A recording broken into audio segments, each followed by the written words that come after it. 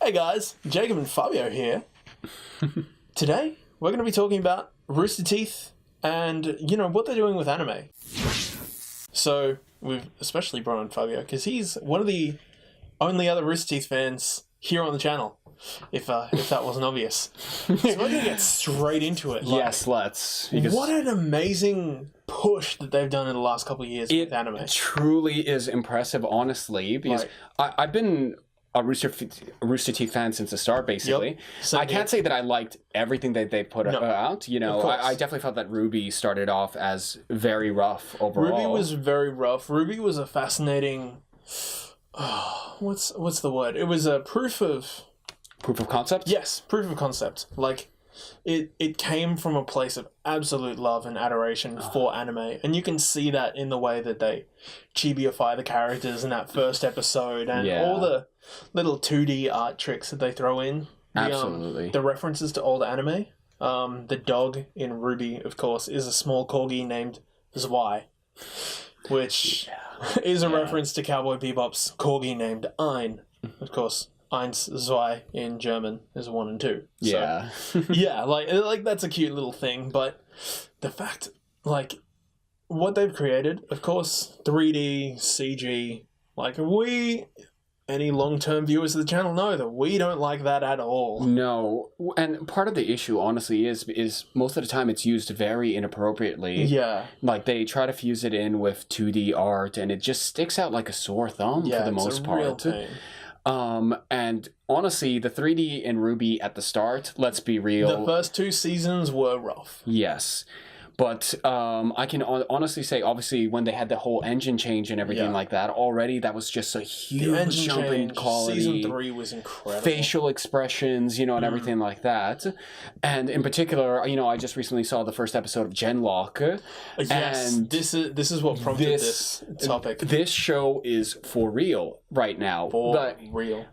I loved the first episode. I can't wait to see the next one.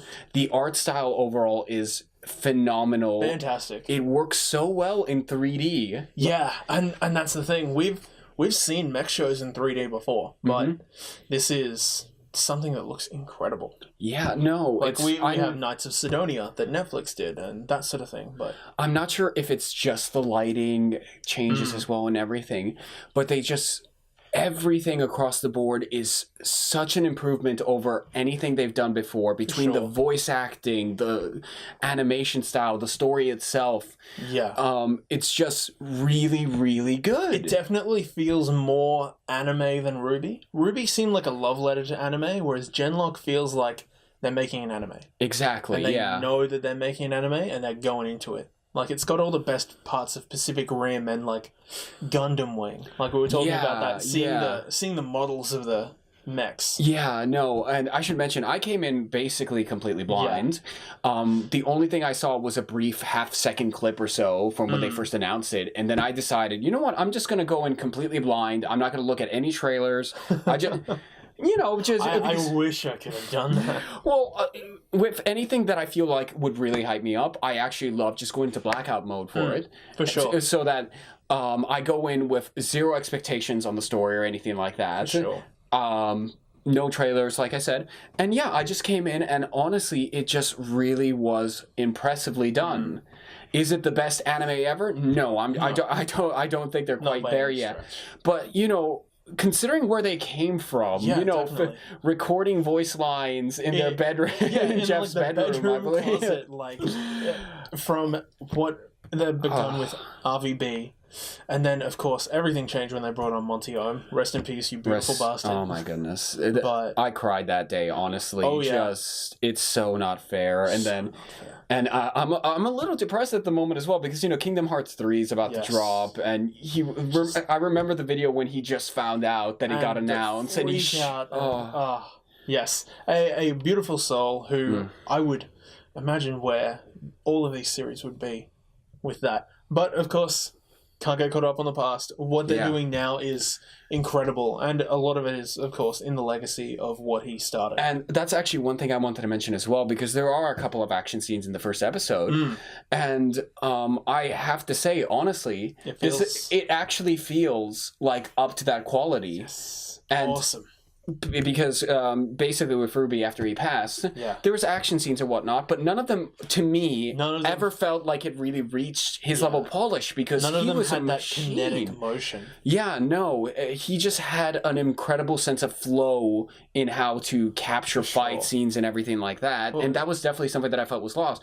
Looking at the fight scenes that were in the first episode, they did a fantastic job, and I honestly felt like Monty would be proud of it. Hell yeah. And that kinetic motion too. Like if you guys were to go back and watch the Rose trailer for Ruby, where it's the momentum of her strikes are from firing the gun. Like, Exactly. that sort of level of detail is something that they lost after that. So Of course. yeah, that definitely feels like it's back now. No, and exactly, and honestly, I love the Ruby trailers in particular so much. I still I rewatch them at least once a month, maybe once a week or anything, because they actually genuinely pump me up, like so before good. exercising The or music anything. and everything. It's just a beautiful piece of artwork, and like you mentioned, what he truly understood was that sense of weight and momentum and flow. Well, he was a martial artist since God knows when, so that's just something that comes from an understanding of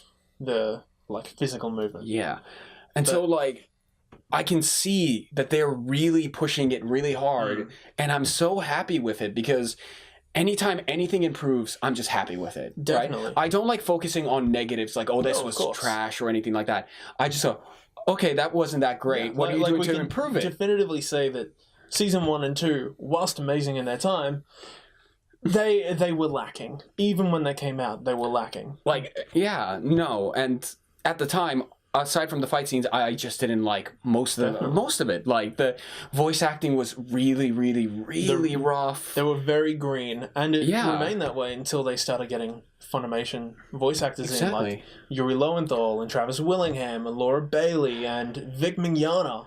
And they have Michael B. Jordan now. Yes, with Genlock having Michael B. Jordan, David Tennant, Maisie Williams, Dakota Fanning, Koichi Yamadera, who, to you guys who watch the show, Koichi Yamadera, the voice of Spike Spiegel in the Japanese dub of Cowboy Bebop, plays the rugged Japanese mech pilot, the old veteran, and it's the hypest thing. That's, again, going back into it, one of the first things I noticed was just the jump in quality of the voice acting was for real. Definitely. You really felt emotion, and just, it was done so well.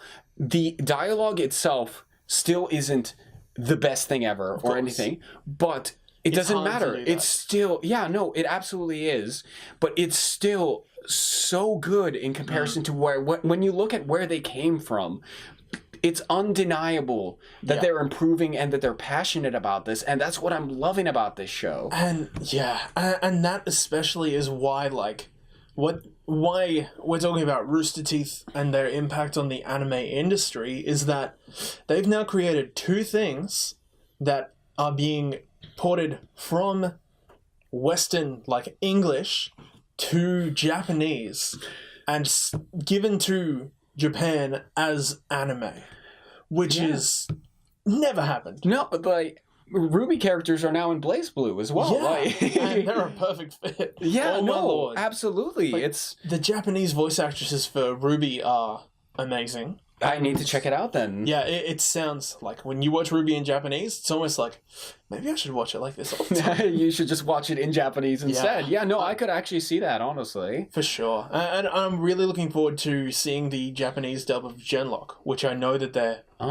going to do pretty much once the season's over. Makes sense. It's going to be very quickly turned to Japanese because the thing I'm really interested in is if Koichi Yamadera is going to stay for his character and re-record his lines in Japanese. That'd be so cool. Because that would add a huge level of, like, I love when that validity happens. to it. Yeah. Well, that's what I'm wondering because they're pushing Western voice actors pretty hard right now. And Michael B. Jordan is not a small time actor. He is at the peak of his career right now. Yeah. So I'm genuinely curious if they're going to make just as much of a push in the Japanese voice acting market. For sure. It would be amazing seeing some really recognizable, like, big name actors over there to do something. Absolutely. I'd love to see like a Beat Takeshi be signed up to do some voices in Genlock or any sort of Rooster Teeth stuff, because they said that they're going to start doing more, especially with however Genlock turns out. And ultimately, it's had a lot of hype, like getting Michael B. Jordan on board. It's incredible. No. Like, whatever their next projects are going to be is going to be insane. And Genlock's not going to stop at one season. Yeah, no. I honestly, if it keeps going like this, I would be disappointed if it stops at one season. Definitely. Because, like I said, it's legitimately good. Yeah, like, and let's be real. And if they keep improving as they've been doing over the years, I want to see what that's going to look like 3D years down the line. It's going to be a starting point. Yeah. Like, wow. Because Rooster Teeth are not ones to give up on seasonal content. Like, let's be real. Red vs. Blue is up to season 16 at this point. Like, they put some effort in. They did. They did. It's incredible, and I feel very proud being one of the OGs seeing this happen. Like, this is a little bit of a love to this company because it's inspired so much. It's a huge part of our love of the entertainment industry. Sense of humor, just machinima, anime, all of it. Like, and it's had an influence. Now they're part of anime, which to us is a huge pillar of what we love, and it's crazy because they are changing things. Like, being one of the first, if not the first, Western production to say, hey, we want to make an anime, and Japan saying, yep, sweet, we're going to dub this, we're going to sell this as anime. That's pretty huge. Of course there's huge outrage over it, mostly from white people. Who would have thought? But there we are seeing now kind of a bit more of a push, obviously, from like companies like Netflix as well, doing the anime push and whatnot. So it's not necessarily that unexpected, but again, what really sticks out to me about Genlock and what they're doing right now is I feel like watching it, Genlock is the first thing that they put out in which, in terms of a serious content that isn't supposed to be a parody or a Rooster Teeth or a Let's Play or Red versus Blue, in which if I were to recommend it to someone, I don't have to preface this by going like, this is by Rooster Teeth. They're trying to get into it and stuff like that. Oh, this voice actor here is actually one of the founding members, and it's funny because he's on this YouTube channel. It's like, exactly. They don't need that. They don't need that for this. It genuinely is the kind of thing that just holds up on its own. Definitely. And that's what stuck out to me. Yeah. Which is just fantastic. I'm hoping that we now see more independent anime. Like, more people that see this and go, hey, I can make this. Whether or not they're like Westerners or whether or not they're from Japan and they want to create something. Like, this is proof that you can create something with your vision and have it become huge. Like, of course, Rooster Teeth is a multi-million-dollar company with some very big backers. But when they started RWBY, that wasn't necessarily the case. True. They were still a $1 million company, but they weren't multi. And well, let's be real. In terms of anime, generally speaking, it's always going to be, you need a budget to do it properly at the end of the day, because the amount of man hours it takes, if you're working in 2D in particular or anything like that, the amount of man hours it takes to do a single episode causes the budget to skyrocket. Even with 3D, becoming more and more accessible now, it still takes a lot of budget, you know? But I've worked with companies that do the motion capture and... Well, not motion capture for these shows, but do motion capture for animation. Right. That is by no means easy. Like, the 3D animation side of things is terrifyingly immense. And no, of course. And one of the hardest things about 3D animation, honestly, is because once you're at a 3D plane, animations that might look fine in 2D are going to look very stilted and kind of awkward. You suddenly have a third dimension to edit and keep in some sort of scope of realism. Like, someone opening and closing their hand or anything like that in real life. Even video games suffer with this. Video games industry has been around for 40 plus years at this point. Like, you can't make two characters kiss in a video game and make it look like it's not two dolls just being mashed together. Like, we're starting to get to the point where you can actually pull that off now. And that's with budgets of like hundreds of millions of dollars going into it. So these ideas of like, you almost need to understand some sort of understanding the missteps that are associated Absolutely. with this sort of work, especially on lower budget stuff. But of course, what we're talking about at the moment with Genlock is anything from low budget. But I'm hoping that these Western... You guys who've watched the podcast before know that I'm very much in favor of Western ideals coming to the creative style of anime. So I'm really looking forward to this. Well, in terms of Western influences on anime and everything like that, you've had things like Avatar: The Last Airbender, Yes.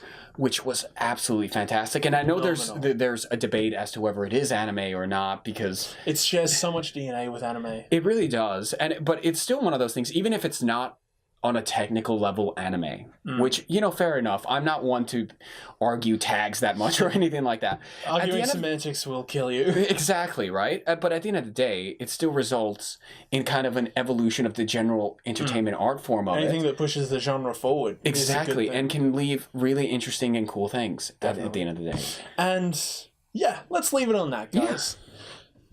Thank you so much for watching. We really appreciate it. If you guys have something to say about Roosterteeth, about the Western influences on anime that just seem to be popping up more and more and more, if you guys have seen Genlock and want to talk about it, please jump in the comments, chat with us, chat with the community, maybe jump over to the Discord where they're way more often in the YouTube comments. Thank you so much, and we'll see you in the next episode. Peace. Let's go. Watch it.